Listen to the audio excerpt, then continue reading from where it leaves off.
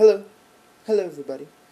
This is Theoretical Bullshit once again. I'm back. I've been away for a while, and I apologize for that.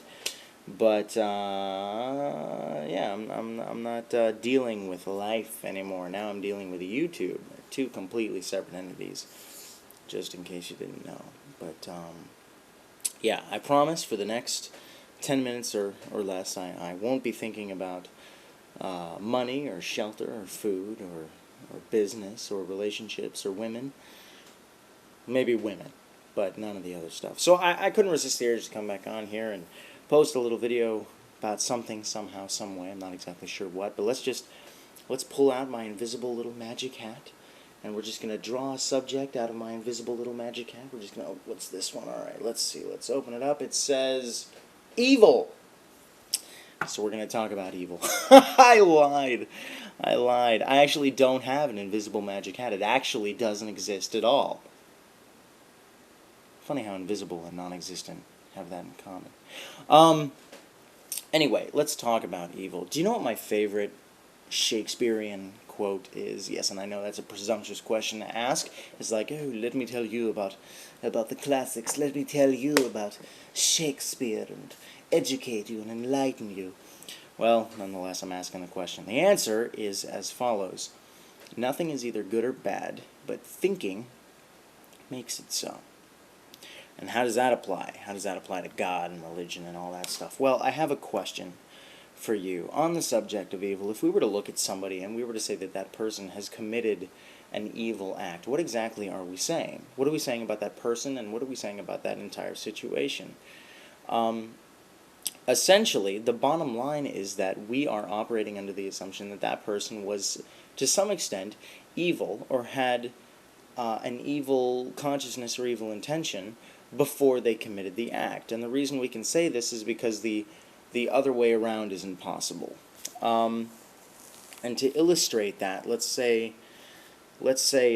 a couple of different scenarios in which a man is killed by a brick falling off of a building. In the first scenario, a brick is just loose on the rooftop of a building, and, I don't know, the cement wasn't applied correctly, or for whatever reason, a man is walking down below on the sidewalk, and the brick falls and hits him right on the head, and splat, he dies, and it's a tragedy. The second situation, there's a evil guy.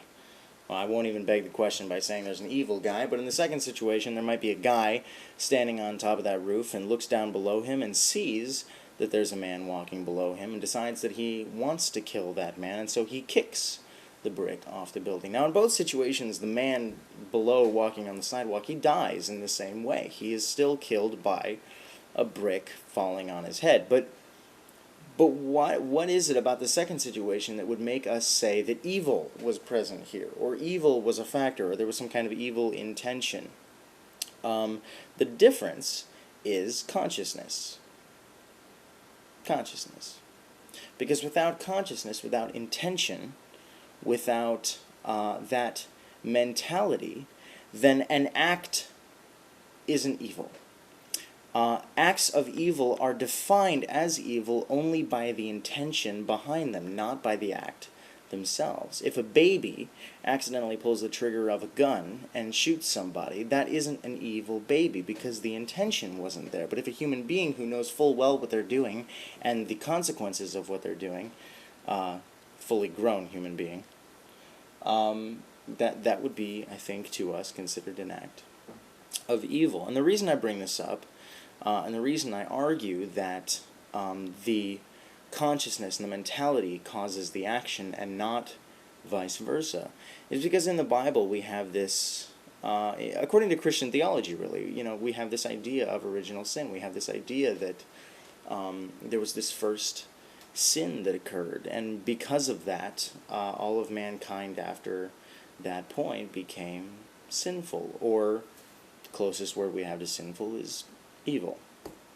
And I have a problem with that because that's not the way that it works. It's as if the Bible is suggesting that Eve took the apple, bit into the apple, and because the action itself was evil, her character became evil.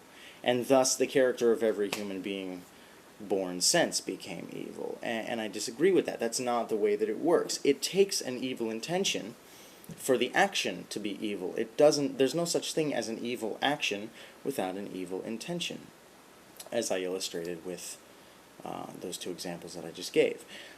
So that said, for Eve to have bitten into that apple, if we are to suggest that that act was an evil one, if we are to insist that that act was an act of evil, then we have to insist that Eve was somehow evil prior to committing the act. And if Eve was evil prior to committing the act, then where did she get that consciousness from? How did she become that way? Because she didn't create evil in herself. She didn't cause herself to be evil, because to do so would be an act of evil in and of itself, and she'd have to be evil before she was evil. And then to cause that, she'd have to be evil before she was evil before she was evil. So there tends to be a problem here. We have to figure out exactly where the origin of evil comes from. And it can't come from any given human being, unless that human being was created to be evil, and that's a different case. But if you were to argue that sin is not necessarily evil, that she wasn't, that I'm playing a semantics game, and that sin, there's a big difference between sin and evil, then I would argue, why is all of mankind being punished and sent to hell eternity for a mistake, for a screw-up, for a blunder?